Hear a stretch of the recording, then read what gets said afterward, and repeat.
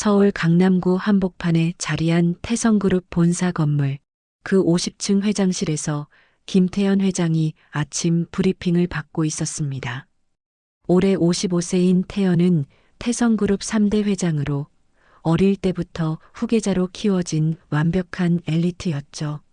명문대 경영학과를 졸업하고 하버드에서 경영학 석사까지 마친 그는 30대 초반부터 아버지 곁에서 경영 수업을 받으며 자연스럽게 승계 준비를 해왔습니다. 회장님, 오늘 오후 2시에 이사회가 있고 4시에는 신사업 관련 보고가 예정되어 있습니다. 비서가 정중하게 일정을 알려드렸어요. 태연은 고개를 끄덕이며 창밖을 바라봤습니다. 햇살이 유리창을 통해 들어와 그의 단정한 얼굴을 비추고 있었죠. 회장실 벽면에는 각종 경제지에서 선정한 올해의 경영인 상패들이 빼곡히 걸려 있었습니다. 같은 시각 45층에 위치한 전무실에서는 김태민 전무가 서류를 정리하고 있었어요. 태연보다 3살 어린 52세인 태민은 평생을 형의 그림자에서 살아온 만년 2인자였습니다. 똑같이 명문대를 나오고 해외 유학까지 마쳤지만 언제나 회장의 동생으로만 불렸죠.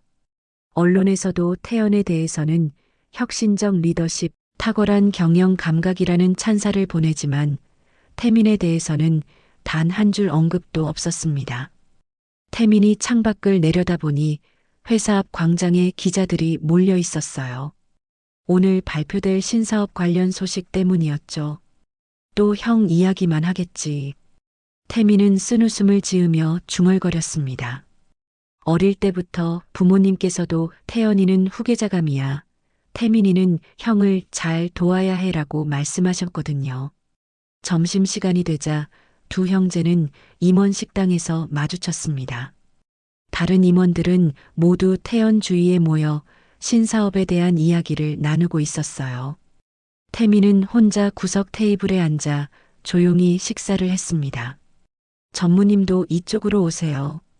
태연이 손짓했지만 태민은 먼저 가보겠습니다라며 자리를 떴어요. 오후 이사회가 시작되었습니다. 태연은 당당하게 신사업 계획을 발표했죠. 이번 프로젝트는 우리 그룹의 새로운 전환점이 될 것입니다. 박수가 터져 나왔어요. 그런데 태민의 마음속에는 또 다른 생각이 스쳐갔습니다. 왜 항상 형만 주목받을까? 나도 능력이 있는데. 회의가 끝나고 나서 태연이 태민을 불렀습니다. 태민아, 이번 신사업 총괄 자리에 대해 이야기해 볼까? 태민의 가슴이 뛰기 시작했어요. 드디어 자신의 기회가 온 것일까요? 사실 외부에서 전문가를 영입하기로 했어. 아직은 준비가 부족한 것 같아서. 태연의 말에 태민의 얼굴이 굳어졌습니다. 형, 저도 충분히 할 수 있다고 생각하는데요. 태민이 조심스럽게 말했어요. 물론 내 능력을 의심하는 건 아니야. 하지만 이번 프로젝트는 워낙 중요해서. 태연의 설명이 이어졌지만 태민에게는 변명으로만 들렸습니다. 또다시 기회를 놓쳤다는 절망감이 밀려왔어요. 그날 저녁 태민은 집으로 돌아가는 차 안에서 창밖을 멍하니 바라봤습니다. 네온사인들이 화려하게 빛나고 있었지만 그의 마음은 어둠 속에 잠겨 있었어요. 평생 이렇게 살아야 하나. 혼잣말이 새어나왔습니다. 집에 도착한 태민은 거실 소파에 주저앉아 텔레비전을 켰어요. 뉴스에서는 태성그룹의 신사업 발표를 다루고 있었습니다.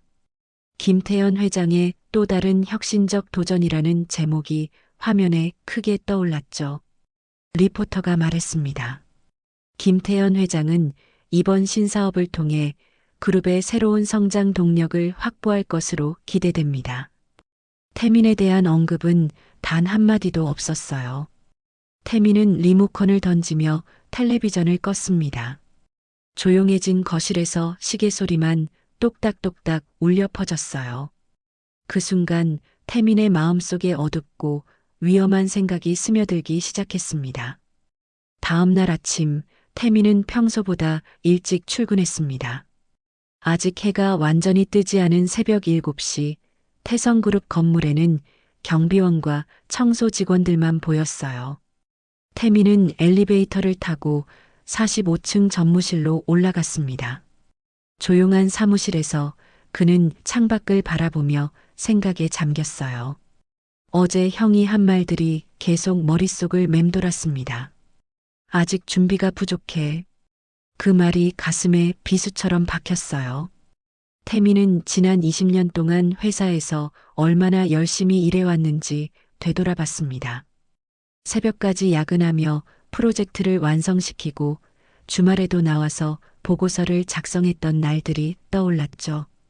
9시가 되자 직원들이 하나둘 출근하기 시작했어요. 전무님, 안녕하세요. 인사하는 직원들에게 태민은 억지로 미소를 지으며 답했습니다. 하지만 마음속 깊은 곳에서는 분노와 절망이 끓어오르고 있었어요. 오전 10시 긴급 임원회의가 소집되었습니다.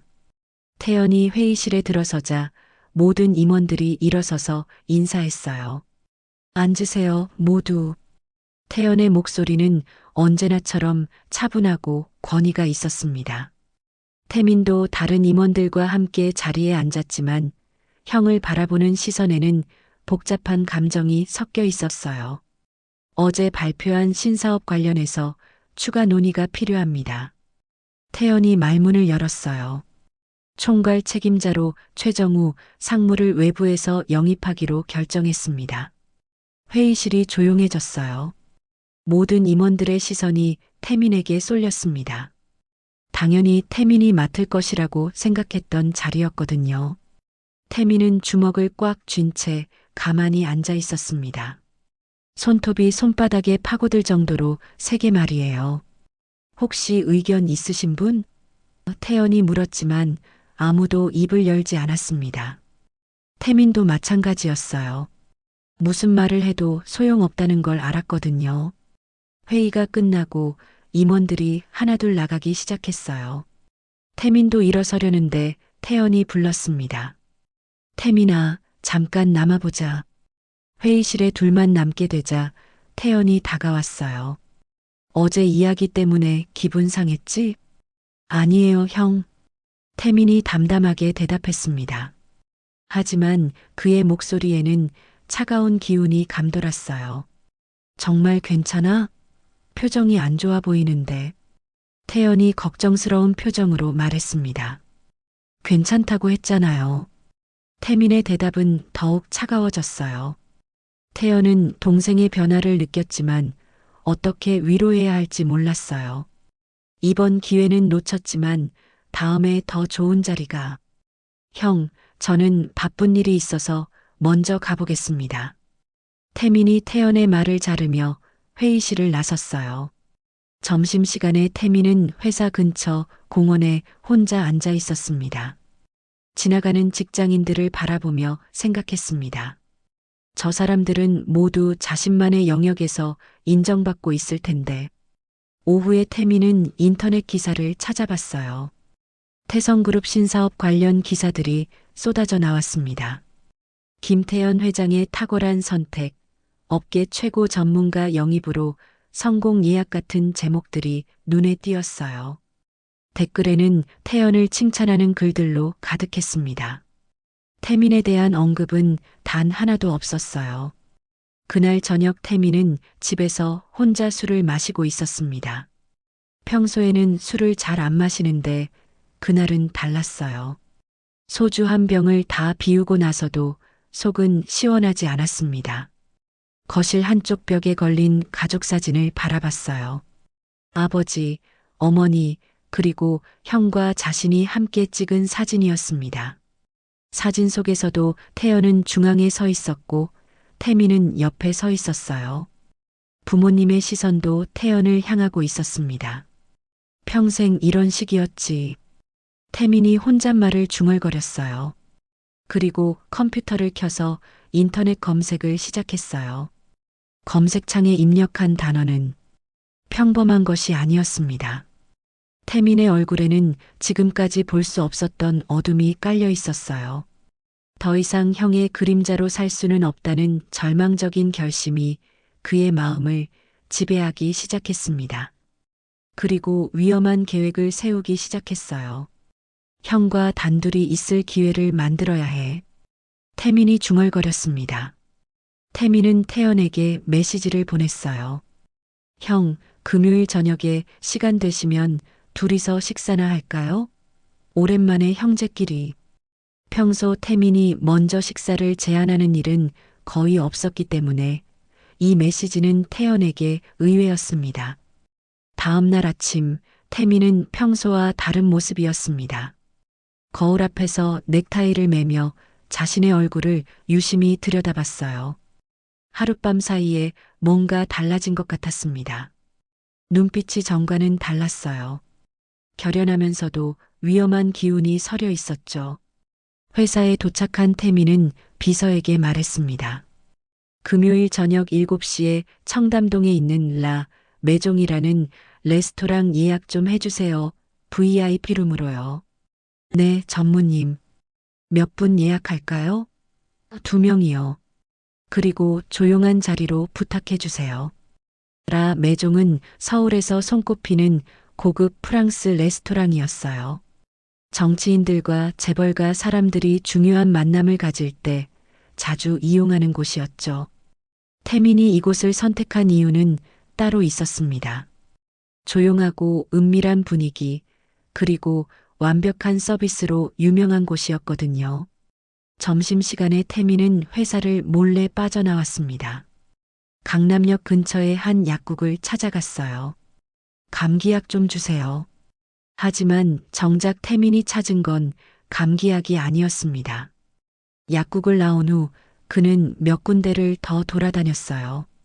아무도 눈치채지 못하게 신중하게 행동했습니다.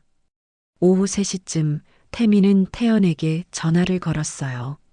형, 금요일 저녁 7시에 청담동 라 매종에서 만나요. 주소는 문자로 보내드릴게요. 태민아, 갑자기 웬 고급 레스토랑이야? 무슨 일 있어? 태연이 의외라는 듯 물었습니다. 별일 아니에요. 그냥 오랜만에 형과 둘이서 좋은 음식 먹고 싶어서요. 태민의 목소리는 차분했습니다. 하지만 전화를 끊고 나서 그의 손이 미세하게 떨리고 있었어요. 정말 이렇게 해야 하나? 잠깐 망설임이 스쳤지만 이미 돌이킬 수 없다는 생각이 더 컸습니다. 태연은 전화를 끊고 나서 비서에게 말했어요. 금요일 저녁에 약속이 생겼어요. 7시로 조정해 주세요. 네, 회장님. 그런데 동생분과 식사하시는 거예요? 좀 의외네요. 비서의 말에 태연도 고개를 끄덕였습니다. 평소 태민이 먼저 식사 제안을 하는 경우는 거의 없었거든요. 금요일이 되었습니다. 오후 내내 태민은 일에 집중할 수 없었어요. 서류를 보고 있어도 글자가 눈에 들어오지 않았습니다. 시계를 자꾸 쳐다보며 시간을 확인했어요. 4시, 5시, 6시. 시간이 갈수록 마음이 더 무거워졌습니다. 6시 30분, 태민은 회사를 나서며 차를 탔어요. 운전석에 앉아 손가방을 확인했습니다. 그 안에는 아무도 모르는 비밀이 숨겨져 있었어요. 무색무취의 작은 병이 조심스럽게 포장되어 있었습니다. 마지막 기회야. 태민이 중얼거렸어요. 같은 시각 태연도 회사에서 나와 차에 올랐습니다. 기사님, 청담동 라 매종으로 가주세요. 네, 회장님. 차가 출발하자 태연은 창밖을 바라보며 생각했어요. 태민이가 왜 갑자기 식사 제안을 했을까? 혹시 그날 일 때문에 기분이 상해서? 라 매종에 도착한 태민은 매니저에게 말했어요. 김태민 이름으로 예약한 VIP룸이요. 네, 이쪽으로 안내해 드리겠습니다. 레스토랑 내부는 고급스러운 샹들리에와 우아한 인테리어로 꾸며져 있었어요. VIP룸은 완전히 독립된 공간으로 밖에서는 안이 전혀 보이지 않았습니다. 태민은 자리에 앉아 메뉴를 보는 척하며 주변을 살폈어요. 완벽한 장소였습니다. 아무도 방해하지 않을 것이고 대화 내용도 새어나가지 않을 거예요. 웨이터가 물을 따라주자 태민은 잠깐 멈춤했습니다. 그 물잔을 보니 마음이 더욱 무거워졌어요. 7시 정각 태연이 레스토랑에 도착했습니다. 김태연 이름으로 온 분 계시나요? 네, VIP룸에서 기다리고 계세요. 태연은 안내를 받아 형제가 기다리는 방으로 향했어요.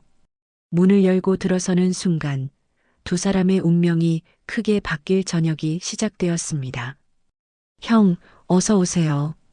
태민이 일어서며 태연을 맞았습니다. 태연은 VIP룸을 둘러보며 와, 정말 좋은 곳이네라고 말했어요. 방 안은 은은한 조명으로 로맨틱한 분위기였고 창밖으로는 한강이 내려다 보였습니다. 두 형제가 자리에 앉자 웨이터가 들어와 물을 따라 주었어요. 태민은 그 모습을 유심히 지켜봤습니다. 태연의 물잔 위치를 정확히 확인해 뒀어요. 저기다. 태민의 마음속에서 어둠이 점점 짙어지고 있었습니다. 메뉴 보실까요? 웨이터가 정중하게 물었어요. 네, 잠깐만요. 태연이 메뉴를 펼치며 말했습니다. 태민아, 내가 추천해줘. 이런 데는 형이 잘 몰라서. 평소 같으면 태민이 좋아했을 형의 말이었지만 그날은 달랐어요. 그때 문이 노크되고 우아한 여성이 들어왔습니다. 안녕하세요. 저는 이곳 매니저 박소희입니다. 오늘 저녁 식사 잘 부탁드려요. 35세 정도로 보이는 소희는 깔끔한 정장을 입고 있었어요. 차분하고 우아한 분위기가 인상적이었습니다. 태연이 소희를 보는 순간 깜짝 놀랐어요. 소혜 씨? 설마 박소혜 씨 맞나요? 네. 혹시? 소희도 태연을 자세히 들여다봤습니다.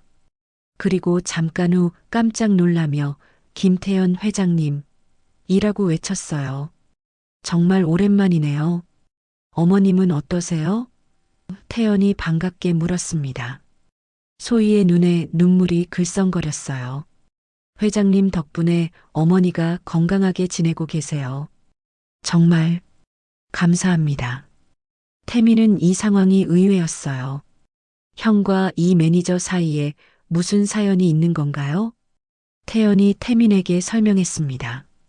10년 전에 소희 씨 어머님이 큰 수술을 받으실 때 우리 그룹에서 도움을 드렸어. 그때 소희 씨가 대학생이었는데. 아, 그런 일이 있었군요. 태민이 대답했지만 속으로는 다른 생각을 하고 있었어요. 방해받고 싶지 않은데. 소희는 깊이 인사했습니다. 정말 죄송해요. 제가 너무 놀라서 오늘 특별히 더 신경 써서 모시겠습니다. 아니에요, 괜찮아요. 그냥 편하게 해주세요. 태연이 웃으며 말했어요. 하지만 태민의 표정은 점점 굳어져 갔습니다. 소희가 나간 후 태연이 말했어요. 참 신기한 인연이네. 소희 씨가 이런 곳에서 일하고 있을 줄이야. 형은 참 많은 사람을 도와주셨나 보네요. 태민의 말에는 묘한 뉘앙스가 섞여 있었어요.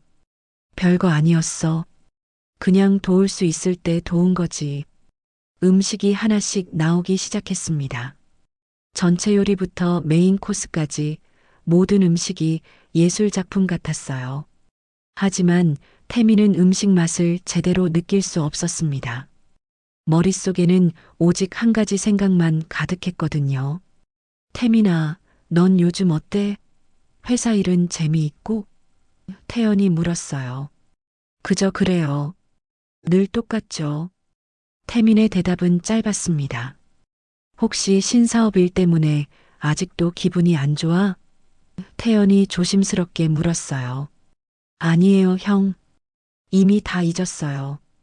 태민이 거짓말을 했습니다. 사실은 그 일이 더욱 크게 마음에 상처를 냈거든요. 다행이네. 형이 너무 직설적으로 말한 것 같아서 걱정했어. 태연의 걱정 어린 목소리에도 태민의 마음은 돌아서지 않았어요. 식사가 진행되는 동안 소희가 몇 번 들어와서 음식과 서비스 상태를 확인했습니다. 태연과 짧은 안부 인사를 나누며 정말 반갑다고 말하는 소희의 모습에서 진심 어린 감사의 마음이 느껴졌어요. 하지만 태민에게는 이 모든 게 자신의 계획을 방해하는 요소로만 보였습니다. 형, 화장실 좀 다녀올게요. 태민이 자리에서 일어났어요. 이제 기회를 만들어야 할 때였습니다. 화장실로 향하면서 태민은 주머니 속 작은 병을 만졌어요. 차갑고 딱딱한 느낌이 손끝으로 전해졌습니다. 더 이상 돌이킬 수 없는 순간이 다가오고 있었어요. 화장실에서 돌아온 태민은 조심스럽게 주변을 살폈습니다. 태연은 휴대폰을 보며 무언가 메시지를 확인하고 있었어요. 누구한테서 온 거예요? 아, 내일 회의 관련해서 온 메시지야. 별거 아니야. 태연이 휴대폰을 내려놓으며 말했습니다. 형, 오늘 정말 맛있는 음식 먹네요. 이런 기회가 자주 있으면 좋겠어요. 태민이 일부러 밝은 목소리로 말했어요. 하지만 그의 손은 주머니 속에서 작은 병을 만지작거리고 있었습니다. 그래, 앞으로 자주 이런 시간을 가지자. 형제끼리 대화할 기회가 별로 없었잖아. 태연이 진심 어린 목소리로 말했습니다. 두 사람은 어린 시절 이야기를 나누기 시작했어요. 기억나? 어릴 때 우리 아버지가 데려간 골프장에서 내가 공을 못 맞춰서 울었던 일?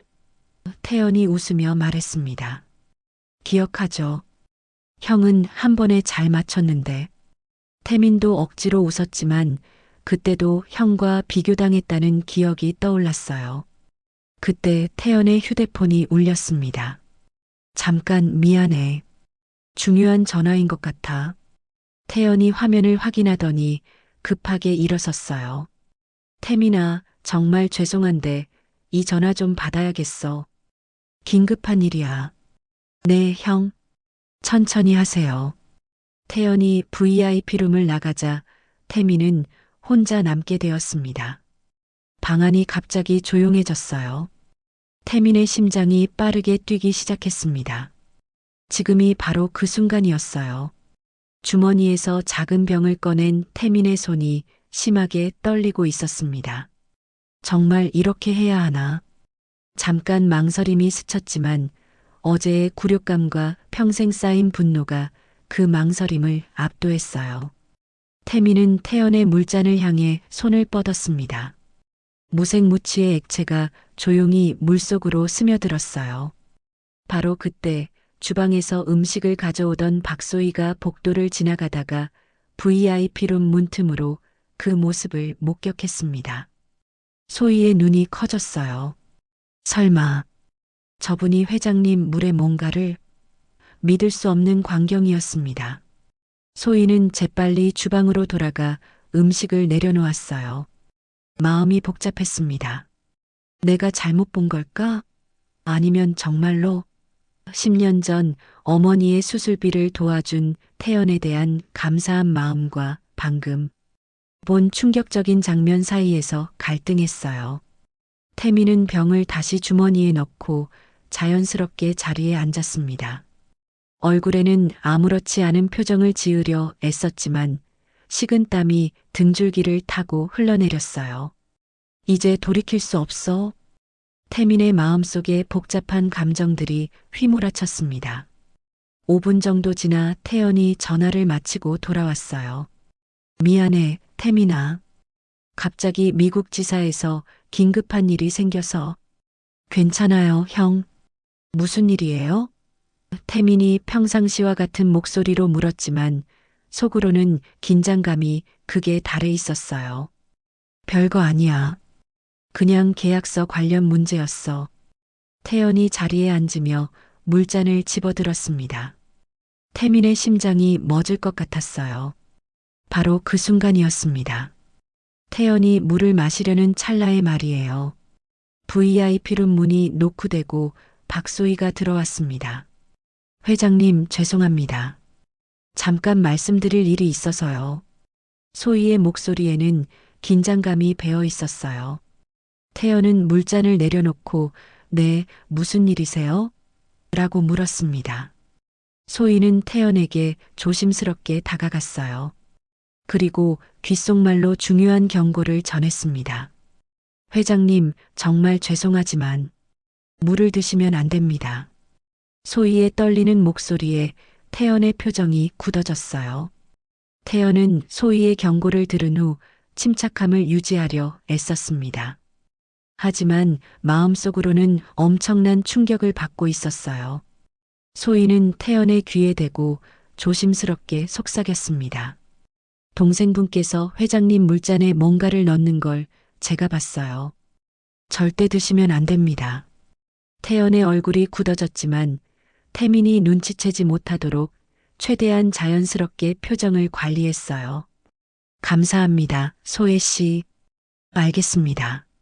태연이 작은 목소리로 대답했습니다. 소희는 고개를 끄덕이고 조용히 방을 나갔어요. 태민은 그 모습을 보며 약간 의아해했지만 별다른 의심은 하지 않았습니다. 뭔 이야기였어? 태민이 궁금한 듯 물었어요. 아, 별거 아니야. 다음에 어머님께 안부 전해달라고 하더라고. 태연이 자연스럽게 대답했습니다. 하지만 속으로는 어떻게 해야 할지 고민하고 있었어요. 소희 씨의 말을 쉽게 믿을 수 없었지만 어차피 물이라서 크게 위험 부담은 없을 거라는 생각이 들었습니다. 태연은 태민이 잠깐 다른 곳을 보는 틈에 재빨리 자신의 물잔과 태민의 물잔을 바꿔놓았어요. 태연은 태민을 바라봤습니다. 동생을 향한 분노보다는 안타까움이 더 컸어요. 왜 태민이 이런 극단적인 선택을 했을까 하는 궁금증과 함께 형으로서 태민의 마음을 제대로 이해해주지 못했다는 자책감이 밀려왔습니다. 태민아, 건배할까? 태연이 물잔을 들어 올렸어요. 바로 자신이 독을 탄 물이 들어있던 잔이었는데 태민은 그 사실을 전혀 모르고 있었습니다. 좋아요, 형. 뭘로 건배할까요? 형제간의 우정을 위해서. 태민이 말했지만 그 말은 너무나 아이러니했어요. 응, 형제간의 사랑을 위해서. 태연도 대답했습니다. 두 사람이 물잔을 부딪히는 소리가 VIP룸에 울려 퍼졌어요. 태민은 물을 한 모금 마셨습니다. 아무런 맛도 냄새도 나지 않았어요.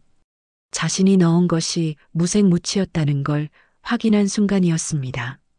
하지만 태민은 자신이 바로 그 물을 마시고 있다는 사실을 전혀 모르고 있었어요. 태연은 마음이 복잡했습니다. 태민에게 진실을 말해야 할까? 아니면 이대로 두어야 할까? 하지만 무엇보다 태민이 스스로 자신의 잘못을 깨닫기를 바랐어요. 그래야만 진정한 회개와 변화가 가능할 것이라고 생각했습니다. 식사가 계속 진행되는 동안 태연은 태민의 얼굴을 계속 지켜봤습니다. 언제부터 동생의 마음에 이런 어둠이 자리 잡았을까 생각하니 마음이 아팠어요. 태민은 아무것도 모른 채 평범하게 음식을 먹고 있었습니다. 형, 이 스테이크 정말 맛있네요. 역시 유명한 곳이라 그런가 봐요. 태민이 밝게 말했어요. 하지만 태연에게는 그 말조차 가슴 아프게 들렸습니다. 형을 해치려 했던 동생이 이렇게 자연스럽게 행동하는 모습이 더욱 충격적이었거든요. 태민아, 요즘 많이 힘들었지? 태연이 조심스럽게 물었어요. 힘들다기보다는 그냥 좀 지루해요. 매일 똑같은 일만 하니까. 태민의 대답에서 태연은 동생의 진짜 마음을 읽을 수 있었습니다. 인정받고 싶고 자신만의 영역을 갖고 싶었던 마음을 말이에요. 시간이 지나면서 태민의 얼굴에 변화가 나타나기 시작했습니다. 갑자기 어지럽네. 태민이 이마를 짚으며 말했어요. 태연은 긴장했습니다. 드디어 독성이 나타나기 시작한 것 같았거든요. 괜찮아? 얼굴이 좀 안 좋아 보이는데. 아니에요, 괜찮아요. 그냥 오늘 좀 피곤해서 그런가 봐요. 태민이 억지로 웃으며 말했지만 점점 컨디션이 나빠지는 게 눈에 보였어요. 손이 미세하게 떨리기 시작했고 식은땀이 이마에 맺혔습니다. 태민아, 정말 괜찮아? 병원에 가볼까? 태연이 걱정스럽게 물었어요. 자신을 해치려 했던 분노보다는 형으로서의 걱정이 먼저 앞섰습니다. 아니에요. 진짜 괜찮아요. 조금만 쉬면 나아질 거예요. 하지만 10분이 더 지나자 태민의 상태가 급격히 악화되었어요. 형, 뭔가 이상해요. 어지러움이 심해지고 메스꺼워요. 태민이 테이블을 붙잡으며 말했습니다. 그제야 태민도 뭔가 잘못되었다는 걸 깨달았어요. 119에 신고해야겠어. 태연이 휴대폰을 꺼내려는 순간 태민이 갑자기 쓰러졌습니다. 태민아. 태연이 재빨리 동생을 부축하며 외쳤어요. 박소희가 급하게 달려왔습니다. 어떻게 된 거예요? 119 신고해 주세요. 빨리요. 태연이 다급하게 말했어요. 소희는 즉시 응급실에 신고했습니다. 네, 청담동 나 매종입니다. 급한이 발생했어요. 빨리 와주세요. 태연은 의식을 잃어가는 태민을 안고 있었어요. 구급차가 도착할 때까지 태연은 태민의 손을 꼭 잡고 있었습니다. 태민아, 정신 차려. 형이 여기 있어. 하지만 태민은 제대로 대답하지 못했어요. 눈동자가 초점을 잃고 있었습니다. 구급대원들이 도착해서 태민을 들것에 옮겼어요. 보호자이신가요? 네, 형입니다. 함께 타세요. 태연은 구급차에 올라 태민의 곁을 지켰습니다. 사이렌 소리가 서울 밤거리에 울려 퍼졌어요. 구급차 안에서 태연은 태민의 창백한 얼굴을 바라보며 생각했습니다. 왜 이런 선택을 했을까? 내가 뭘 그렇게 잘못했길래. 동생을 향한 분노보다는 자책감이 더 컸어요. 형으로서 태민의 마음을 제대로 이해해주지 못했다는 생각이 들었습니다. 병원에 도착하자 의료진들이 태민을 응급실로 옮겼어요. 보호자는 밖에서 기다려주세요. 태연은 응급실 밖 의자에 앉아 기다렸습니다. 시계를 보니 밤 10시가 넘어 있었어요. 길고 긴 하루가 이렇게 끝나고 있었습니다. 1시간 정도 지나 의사가 나왔어요. 환자 보호자이신가요? 네, 형입니다. 어떤가요? 다행히 생명에는 지장이 없습니다. 독성 물질이 검출되었지만 양이 치명적이지는 않았어요.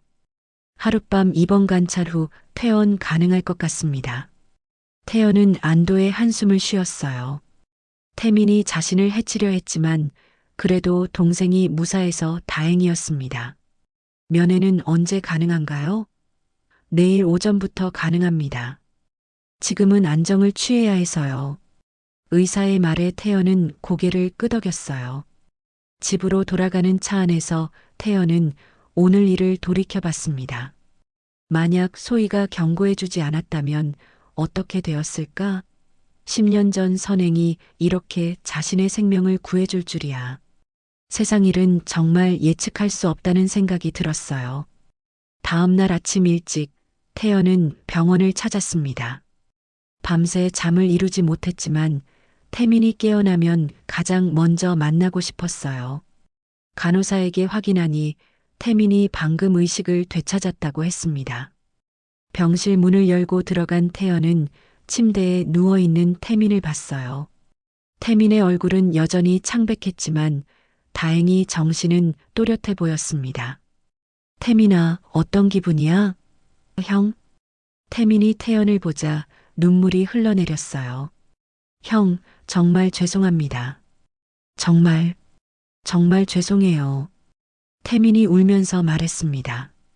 태연은 의자를 침대 옆으로 당겨와 앉았어요. 왜? 내가 너에게 뭘 그렇게 잘못했길래 그런 생각을 했어? 태연의 목소리에는 분노보다는 슬픔이 배어 있었어요. 평생 평생 형의 그림자로만 살아왔어요.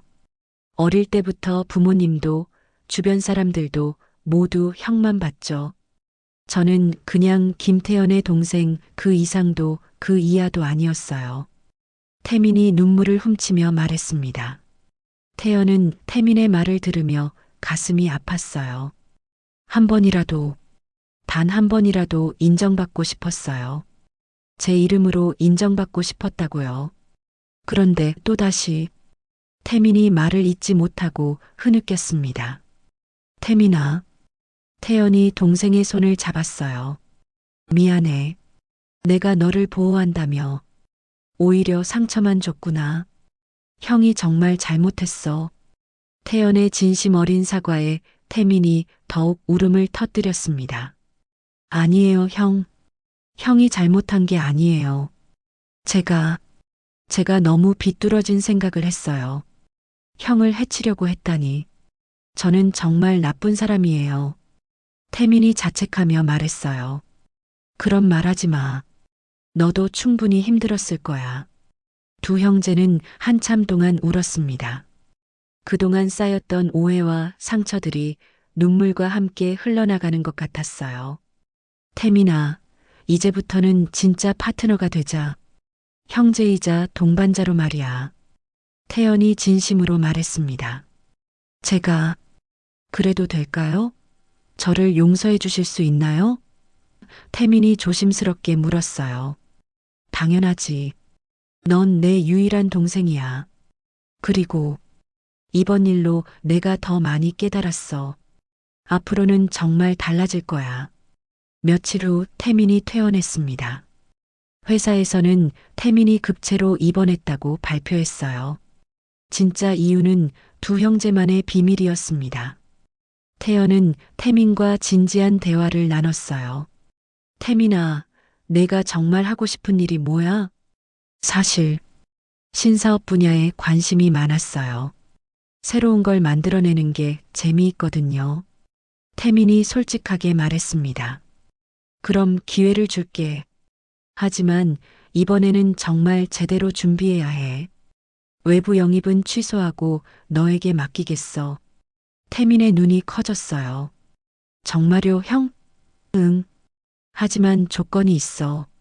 실패해도 괜찮으니까 마음의 부담은 갖지 마. 중요한 건 내가 성장하는 거야. 태연의 말에 태민이 고개를 끄덕였습니다. 6개월이 지났습니다. 태민은 신사업 총괄을 맡아 놀라운 성과를 보여줬어요. 그의 독창적인 아이디어와 추진력으로 프로젝트가 대성공을 거둔 것입니다. 언론에서도 주목하기 시작했어요. 김태민 총괄, 형인 회장과는 다른 독창적 경영 스타일로 주목받아라는 기사가 경제지 일면을 장식했습니다. 태민은 그 기사를 보며 눈물을 흘렸어요. 드디어 자신만의 이름으로 인정받는 순간이었거든요. 태연도 그 기사를 보며 뿌듯해했습니다. 역시 우리 태민이야. 원래 실력이 있었는데 기회가 없었던 거지. 그날 저녁 두 형제는 다시라 매종에서 만났어요. 이번에는 정말 축하 모임이었습니다. 박소희가 인사하러 왔어요. 회장님, 태민 총괄님 축하드려요. 기사 봤어요. 고마워요, 소희 씨. 그때 정말 고마웠어요. 태연이 진심으로 말했습니다. 소희의 용기 있는 행동이 없었다면 오늘의 해피엔딩도 없었을 테니까요. 건배할까? 태민이 물잔을 들어 올렸어요. 6개월 전과 같은 장소, 같은 상황이었지만 모든 게 달랐습니다. 응, 진짜 형제의 우정을 위해서. 태연도 잔을 들었어요. 이번에는 정말 진심이었습니다. 형, 앞으로도 잘 부탁드려요. 이제는 진짜 동반자로서요. 나도 마찬가지야, 태민아. 우리 함께 태성그룹을 더 훌륭한 회사로 만들어보자. 두 사람의 잔이 부딪히는 소리가 VIP룸에 다시 울려 퍼졌어요. 그 후로도 두 형제는 각자의 영역에서 최선을 다했습니다. 태연은 전체적인 그룹 경영을 책임졌고 태민은 신사업과 혁신을 담당했어요. 언론에서는 태성그룹의 투톱 시스템이라고 부르며 주목했습니다. 어느 날 태민이 태연에게 말했어요. 형, 저 정말 행복해요. 이제야 진짜 살아있다는 기분이에요. 나도 마찬가지야. 너와 함께 일하니까 더 재미있어. 태연도 웃으며 대답했습니다. 두 형제는 깨달았습니다. 진정한 형제란 경쟁자가 아니라 서로를 빛내주는 동반자라는 것을 말이에요. 그리고 때로는 위기가 더 큰 기회로 바뀔 수 있다는 것도 배웠습니다. 태성그룹은 이제 정말로 두 개의 날개로 하늘 높이 날아오르고 있었어요.